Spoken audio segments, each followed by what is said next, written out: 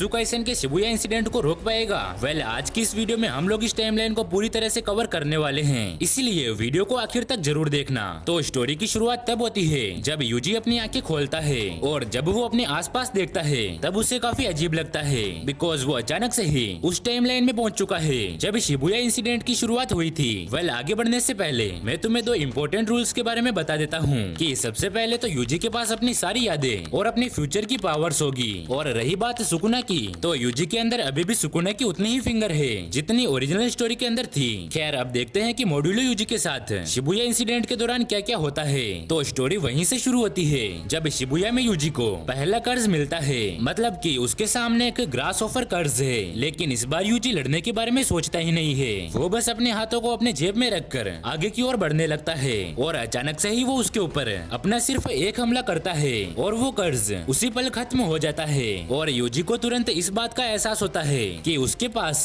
वक्त बर्बाद करने का समय नहीं है, बिकॉज उसका असली मिशन तो गोजो को बचाना है। वेल, यूजी बिना किसी फियर के उस जगह पर जाता है जहाँ पर गोजो को सील किया जाएगा, लेकिन जब यूजी वहाँ पर पहुँचता है तब गोजो को पहले से ही सील किया जा चुका है। मतलब कि जब यूजी शिबुया में आया था और उस कर्ज से लड़ रहा था तभी गोजो को सील कर दिया गया था। और क्योंकि अब यूजी ये जानता है कि वो गोजो को प्रिज्म रिल्म से बाहर नहीं निकाल सकता, इसीलिए वो अपने अगले मिशन पर ध्यान देता है, ये ध्यान में रखते हुए कि किसी और को चोट न लगे। खैर, अब ओरिजिनल स्टोरी की तरह ही यूजी यहाँ से आगे बढ़ता है और वो मेगुमी से मिलता है, और जहाँ पर इनकी मुलाकात अवासाका से होती है। वेल, मेगुमी यूजी की तरफ देखता है और उसे कहता है, हे, तुमने ये नया हेयर कट कहाँ से करवाया? लेकिन यूजी के जवाब देने से पहले ही अवास्का इनके बीच में आ जाता है, लेकिन अवास्का के कुछ बोलने से पहले ही यूजी उसके हजारों टुकड़े कर देता है, और जिसे देखकर मेगुमी पूरी तरह से शॉक हो जाता है और वो यूजी से कहता है कि आखिर तुमने ऐसा कैसे किया? वेल, यूजी उसे पूरे कॉन्फिडेंस के साथ कहता है कि इसमें कौन सी बड़ी बात थी। खैर, अब यूजी उन घटनाओं को याद करता है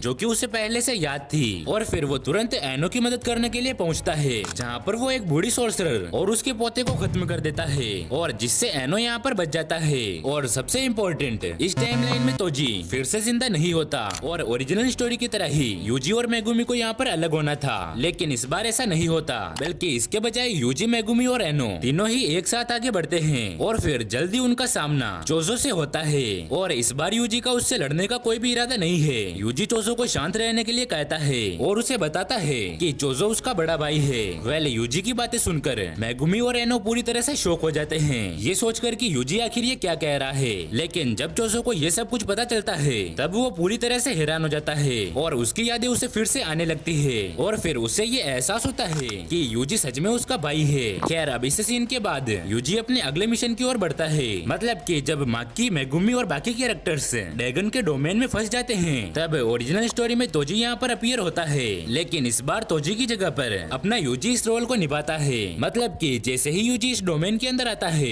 तब ये पूरी फाइट एक तरफा हो जाती है, मतलब कि यूजी ड्रैगन के सभी हमलों को काफी इजीली ब्लॉक कर लेता है, और यूजी शुरुआत से ही ड्रैगन के ऊपर भारी पड़ता है, और इसे खत्म करने के लिए यूजी अपने ब्लड मैनिपुलेशन का यूज करता है, जिससे वो कर्ज पूरी तरह से खत्म हो जाता है। और जब ये डोमेन हट जाता है तब माकी और मेगुमी पूरी तरह से हैरान हो जाते हैं, ये सोचकर कि अभी यहाँ पर क्या हुआ, लेकिन साथ ही में वो यहाँ पर काफी ज्यादा सेटिस्फाइड होते हैं। लेकिन मेगुमी को अंदर ही अंदर ऐसा महसूस होता है कि यूजी में कुछ तो अलग है। खैर, ड्रैगन को हराने के बाद यूजी नानामी और नोबारा के साथ होता है, और कुछ देर के लिए ऐसा लगता है कि सब कुछ फिर से नॉर्मल हो चुका है, लेकिन ये शांति ज्यादा देर तक नहीं रहती, क्योंकि अब उनके सामने जोगो आता है। वेल, जैसे ही यूजी जोगो को देखता है तब वो अचानक से ही बहुत ही ज्यादा गुस्सा हो जाता है, क्योंकि यूजी को ये याद है कि जोगो ने ही उसे जबरदस्ती सुकुना की फिंगर्स खिलाई थी, जिससे सुकुना यहाँ पर फिर से अपीयर हुआ और उसने पूरे शिबुया को ही डिस्ट्रॉय कर दिया। वेल, जोगो को यहाँ पर खड़ा देखकर ही यूजी का सारा गुस्सा बाहर आ जाता है, लेकिन जोगो इस बात से अनजान है कि उसे यहाँ पर क्या करना है, लेकिन अभी भी वो अपने पहले वाले प्लान पर ही चल रहा है, मतलब कि यूजी को सुकुना की 10 फिंगर्स खिलाना और सुकुना को अपने साथ शामिल होने के लिए कहना। खैर, अब जोगो माकी पर हमला करने के लिए आगे बढ़ता है और वो उसे ओरिजिनल स्टोरी की तरह ही जलाने की कोशिश करता है, लेकिन ऐसा करने से पहले ही यूजी उसके सामने आ जाता है और उसे कहता है, मेरे होते हुए यहाँ पर तुम इनका बाल भी बाका नहीं कर सकते। और बस इतना कहकर वो जोगो के ऊपर अपने एक ही हाथ से हमला करता है, और उसी पल जोगो पूरी तरह से जल जाता है, और यहाँ पर खड़े सभी लोग पूरी तरह से हैरान हो जाते हैं, ये सोचकर कि अभी यहाँ पर क्या हुआ, ये तो वो यूजी है ही नहीं जिसे हम पहले जानते थे। वेल, यूजी यहाँ पर थोड़ा मुस्कुराता है और कहता है चिंता मत करो, वक्त आने पर मैं तुम्हें सब बता दूंगा। और अब इसके बाद हारुटा यहाँ पर आता है और शायद मुझे ये समझाने की जरूरत नहीं है कि इसके साथ आगे क्या होगा। खैर अब इन प्रॉब्लम्स के खत्म हो जाने के बाद यूजी यहाँ की सबसे बड़ी प्रॉब्लम माहितो के बारे में सोचता है, बिकॉज रियल स्टोरी में माहितो ने कई लोगों की जान ली और यूजी इस बारे में जानता है कि अगर माहितो खुला घूमता रहा तो फिर से यहाँ पर काफी बड़ी प्रॉब्लम्स हो सकती है। इसीलिए यूजी ने इस बार इस मिशन को अकेले ही निपटाने के बारे में सोचा। यूजी ने मेगुमी से कहा कि उसे एक इम्पोर्टेंट काम याद आ गया है, इसीलिए वो यहाँ से जा रहा है। खैर अब यहाँ से निकलकर यूजी जल्दी माहितो को ढूंढ लेता है। वेल अगर तुम सोच रहे हो कि माहितो यूजी को टक्कर दे पाएगा तो मैं तुम्हें बता दूं कि ये लड़ाई पूरी तरह से एक तरफा है। मतलब कि यूजी माहितो के साथ लड़ने के बजाय उसके साथ खेलने लगता है और तभी माहितो को एक बहुत ही भयानक एहसास होता है कि यहाँ पर उसके जीतने का एक भी चांस नहीं है। इसीलिए माहितो यहाँ पर भागने की कोशिश करता है, लेकिन यूजी उसके हाथों और पैरों को काट देता है जिससे वो वहीं पर गिर जाता है। और जैसे ही यूजी उसके करीब जाता है तो माहितो बहुत ही बुरी तरह से डर जाता है, लेकिन तभी यूजी माहितो से कहता है हे क्या तुम मुझे जानते भी हो। और बस इतना कहकर यूजी अपने ब्लैक फ्लैश का यूज सीधे माहितो के मुंह के ऊपर करता है। और अब तक की सारी फाइट्स में से यूजी ने पहली बार अपनी कुछ पावर का यूज किया, लेकिन इस फाइट को खत्म करने से पहले ही यूजी के सामने दो और नए अपोनेंट्स आ जाते हैं। हाँ तुम सही समझे, वो केंजाकू और उराओ में हैं। और उसी वक्त मेगुमी और बाकी लोग भी यूजी के पास आ जाते हैं। और क्योंकि केंजाकू काफी ज्यादा स्मार्ट है इसीलिए वो यहाँ की सिचुएशन को काफी इजीली समझ जाता है। मतलब कि यूजी को देखकर ही उसे काफी भयानक महसूस होता है। केंजाकू को ये समझ आ जाता है कि वो इस लड़ाई को नहीं जीत सकता, इसीलिए केंजाकू तुरंत माहितो को अपने अंदर एब्जॉर्ब कर लेता है। लेकिन तभी यूजी केंजाकू को रोकने के लिए आगे बढ़ता है, पर उराओ में उसके सभी साथियों को बर्फ के अंदर जमा देती है और यूजी यहाँ पर मुश्किल से बचता है। और वो उससे कहता है कि आखिर तुम अपने आप को क्या समझती हो। और इतना कहकर वो अपने ब्लैक फ्लैश का यूज करके उराओ में के मुंह पर एक पंच मारा, जिससे उराओ में सीधे कई किलोमीटर दूर जाकर गिरती है। और ये सब देखकर सभी सोर्सरर काफी ज्यादा हैरान होते हैं। वो कहते हैं कि आखिर ये लड़का कौन है, क्योंकि जिस यूजी को वो जानते हैं वो ऐसा है ही नहीं। खैर अब केंजाकू यहाँ से भागने की कोशिश करता है और जैसे ही वो निकलने लगता है तभी यूजी अपना डोमेन एक्सपेंशन करता है, जिससे केंजाकू वहीं पर रुक जाता है। वेल केंजाकू पहले हैरान होता है कि यूजी के पास एक डोमेन कैसे है। वेल केंजाकू यूजी से लड़ने की कोशिश करता है, लेकिन इस सब का कोई भी फायदा नहीं है क्योंकि अपने डोमेन के अंदर यूजी इमोर्टल है।